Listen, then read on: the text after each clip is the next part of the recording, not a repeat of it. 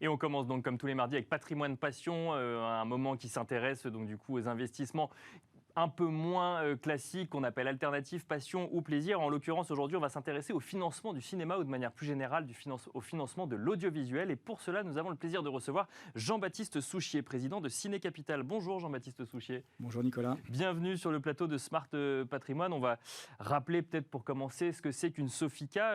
C'est un fonctionnement assez particulier puisqu'il y a un calendrier très précis. On crée une société à chaque fois avec pour but d'aller financer des projets audiovisuels. Oui, tout à fait. Donc, je rappelle tout d'abord ce qu'est une Sofica. Une Sofica, c'est une société de financement du cinéma et de l'audiovisuel. Comme son nom l'indique, exactement. Alors, c'est un dispositif fiscal qui existe depuis 1985 et qui permet à un particulier d'investir justement dans des œuvres de cinéma ou audiovisuel et de bénéficier d'un avantage fiscal sur l'impôt sur le revenu. D'accord. Voilà, donc depuis sa création, ça a collecté à peu près 1,9 milliard et permis de financer plus de 2800 œuvres de cinéma ou audiovisuel. Et aujourd'hui, les Sofica participent au financement d'un film français sur 2. D'accord. Voilà. Alors, un mot peut-être tout de suite sur le côté fiscal, vu qu'on l'a abordé. Quel est l'avantage pour un particulier d'aller investir dans une Sofica ? Alors, un investissement dans une Sofica ouvre droit à une réduction d'impôt sur le revenu de 48% des sommes collectées. D'accord. Dans la limite de 18 000 euros ou 25% du revenu net imposable du foyer fiscal, et à condition de détenir les parts de la Sofica pendant au moins 5 ans. D'accord. Alors, je le souligne tout de suite, ce qui est très intéressant dans le dispositif d'une Sofica, c'est que c'est le seul produit, un des deux seuls produits, qui offre accès au plafond global de défiscalisation de 18 000 euros contre 10 000 euros pour la plupart des autres produits. Et alors, vous dites qu'il faut détenir les parts de la Sofica au moins 5 ans. C'est là où on rentre sur la particularité même de la Sofica, c'est que chaque année, en fait, on va créer une société qui va collecter des fonds, donc à usage ensuite de financement de l'audiovisuel. Et donc, on devient actionnaire de la Sofica, c'est ça, à hauteur de son investissement ? Exactement. Alors, concrètement, lorsqu'il investit dans une Sofica, un contribuable va acheter des parts d'une société en cours de création. D'accord. Cette société va être ensuite gérée par une société de gestion experte du secteur, Ciné Capital en ce qui nous concerne. Elle va ensuite investir cet argent directement dans les œuvres audiovisuelles. D'accord. Et en contrepartie de cet investissement, nous allons remonter des recettes issues de l'exploitation de ces différentes œuvres sur les différents supports d'exploitation, c'est-à-dire en salle de cinéma, à la télévision, sur des plateformes de streaming, type Netflix, Amazon, ou encore à l'international. Alors, c'est intéressant parce que justement, on peut se dire le financement du cinéma, quand on pense au cinéma, donc on pense effectivement au secteur, mais on pense aussi au lieu physique du cinéma qui a, lui, souffert des mesures de restriction durant la pandémie. Ils ont été fermés pendant un long moment. Ensuite, on a eu des jauges où il a fallu rajouter des restrictions aux spectateurs qui rentraient. On peut se dire... Quand on finance un film, on se rémunère sur les recettes réalisées par le film et généralement, on regarde le nombre d'entrées finalement dans un cinéma. Comment s'en sont sortis les films d'un point de vue investisseur durant les 2 dernières années ? Alors, effectivement, il y a eu cet impact de la crise sanitaire sur la fermeture des salles.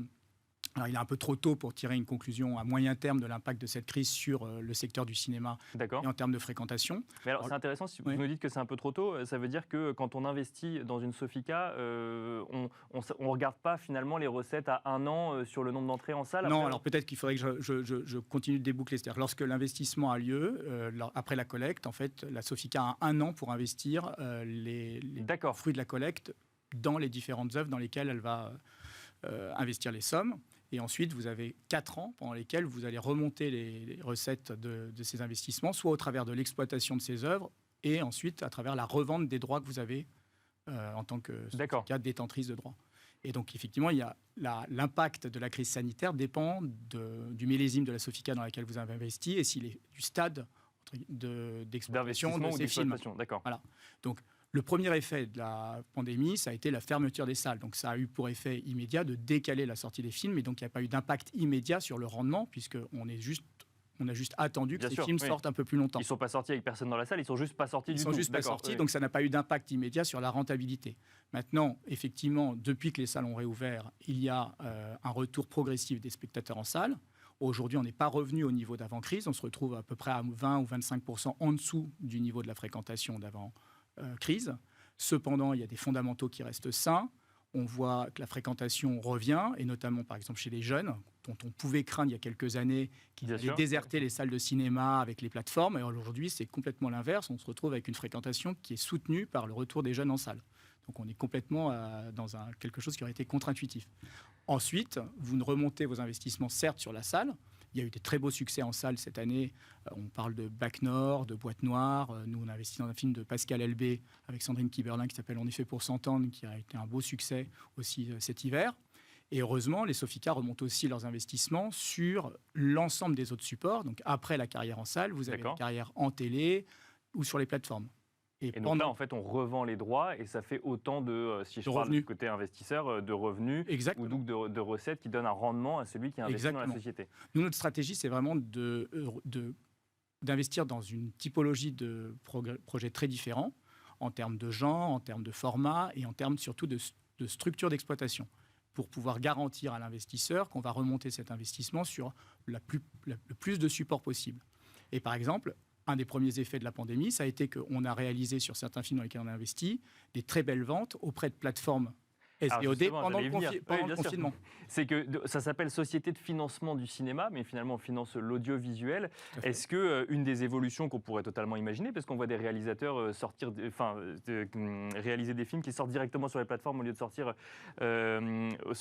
en salle, ça veut dire qu'aujourd'hui on peut financer aussi des projets, parfois des séries ou des films qui ne sortiront même pas au cinéma ? Oui, tout à fait. Alors, en fait, c'est effectivement une société de financement du cinéma et de l'audiovisuel. Oui, le C et le A, bien sûr. Le C et le A.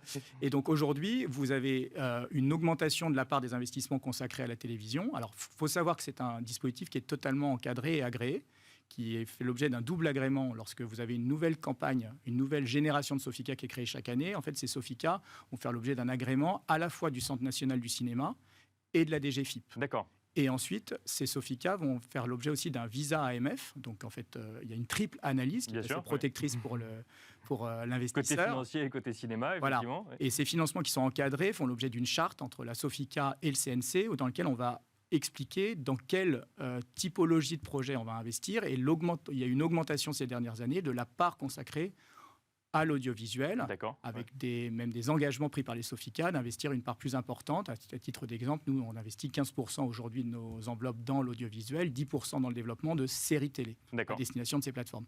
Mais même lorsque vous investissez dans le cinéma, une œuvre de cinéma, elle a plusieurs cycles de vie, c'est-à-dire qu'elle va sortir en salle et elle va ensuite être vendue ou à la télévision, à ces télévisions ou à ces plateformes. Et encore une fois, par exemple, un film dans lequel on a investi qui s'appelle « Comment je suis devenu un super-héros » de Douglas Attal est aujourd'hui disponible sur Netflix. Il a été revendu à Netflix. Alors, si on revient sur le calendrier, donc tous les ans on crée une Sofica, la période de collecte c'est au moment de septembre à peu près. Exactement. C'est-à-dire qu'après l'agrément dont on vient de parler, il y a une analyse triple analyse encore une fois, du CNC, de la DGFiP et de l'AMF qui a lieu pendant l'été. On obtient un visa de l'AMF en général en septembre et la collecte est lancée à l'issue de cette analyse et se déroule entre octobre et décembre. Entre octobre et décembre, donc là on est en janvier, donc vous venez de finir la collecte. On vient de finir la collecte 2021. 2021, donc toujours en période de pandémie. Quelle est l'appétence des investisseurs pour ce type d'investissement ? Là, si on peut faire un bilan, non pas des investissements, puisqu'ils n'ont pas encore eu lieu sur la collecte 2021, mais sur l'envie d'aller financer des œuvres audiovisuelles des investisseurs. Alors écoutez, cette année, la collecte s'est très bien passée. L'année dernière, effectivement, c'était la première phase du confinement, ça a été plus compliqué parce qu'effectivement, je pense que les gens étaient confrontés à la fermeture des salles. Nous venons de finir la collecte de notre enveloppe. On a même dépassé l'enveloppe qui nous avait été allouée. On a collecté un peu plus de 4 millions d'euros cette année. Ce que je n'ai pas précisé tout à l'heure, c'est qu'effectivement, c'est un produit assez rare. Peut-être qu'il y a aussi cet effet d'attraction pour un produit rare, puisque c'est une enveloppe fermée. Chaque année, il y a une enveloppe qui est déterminée par la DGFiP. C'était 73 millions d'euros cette année. Et donc, en fait, c'est commercialisé par des réseaux bancaires ou par des CGP, selon un principe du premier arrivé, premier servi. Donc, on ne peut pas lever plus que cette somme au total, sur le nombre total des Sofica présentes en France sur la période de collecte donnée. Voilà. Nous, quand on dépose une demande d'agrément, on demande un agrément pour une certaine enveloppe qui nous est allouée par ces différentes personnes qui ont analysé notre dossier et notre enveloppe est fermée. Alors là, effectivement, on a pu obtenir une augmentation de notre enveloppe en cours de placement. D'accord. Mais généralement, en fait, votre enveloppe est fermée et donc on ne peut pas dépasser d'1 € l'enveloppe qui nous est allouée. Bon alors, il nous reste peu de temps, mais il y a deux questions que j'aimerais aborder avec vous. Vous avez parlé de succès au cinéma, de Bac Nord ou autre. On a tous envie, finalement, quand on est investisseur, d'investir dans le prochain succès au cinéma, mais on ne peut jamais le prévoir. Et est-ce que du coup, l'investisseur a son mot à dire derrière sur le type de film dans lesquels on investit, avec telle tête d'affiche, ou au contraire tel réalisateur, ou ça après c'est totalement la société de gestion? Alors ça, c'est la société de gestion qui le gère, mais effectivement, l'investisseur, lorsqu'il investit dans une Sofica, a accès à un prospectus d'information, comme dans tout autre produit agréé qui fait public à l'épargne, et donc dans lequel il peut voir la stratégie de placement de la Sofica dans laquelle il va investir. Et ensuite, nos investissements sont faits par un comité d'experts qui se réunit plusieurs fois dans l'année, qui examine les projets d'investissement et qui va investir. Nous, on a une stratégie forte de diversification, où on investit chaque année dans une vingtaine de films différents et on diversifie les types de projets, les types de programmes pour pouvoir garantir le meilleur couple rendement-risque pour l'investisseur. Après, l'investisseur, il en profite à travers des newsletters et des informations qu'on leur envoie sur ces différents projets. Et alors, pour finir, Jean-Baptiste Souchier, j'en parlais en introduction, on a vu récemment une blockchain lancée pour le financement du cinéma. Donc, c'est la DCF qui va émettre ce qu'ils appellent des clapcoins, donc des jetons de blockchain pour lever de l'argent à destination du financement du cinéma. Comment est-ce que vous regardez ça? Vous dites que c'est l'avenir, ou vous dites que vous regardez ça de manière plus lointaine? On regarde ça de façon très, très intéressée. Moi, je suis un acteur du secteur, donc tout ce qui touche au financement du secteur m'intéresse.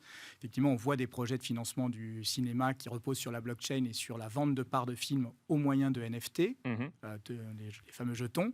C'est intéressant. Je pense que ça repose sur les promesses de la blockchain que sont la transparence, l'immédiateté, la dématérialisation des échanges. Bon, après, on n'a pas encore beaucoup de projets de ce type-là, donc on les regarde avec intérêt, mais on en est aux prémices.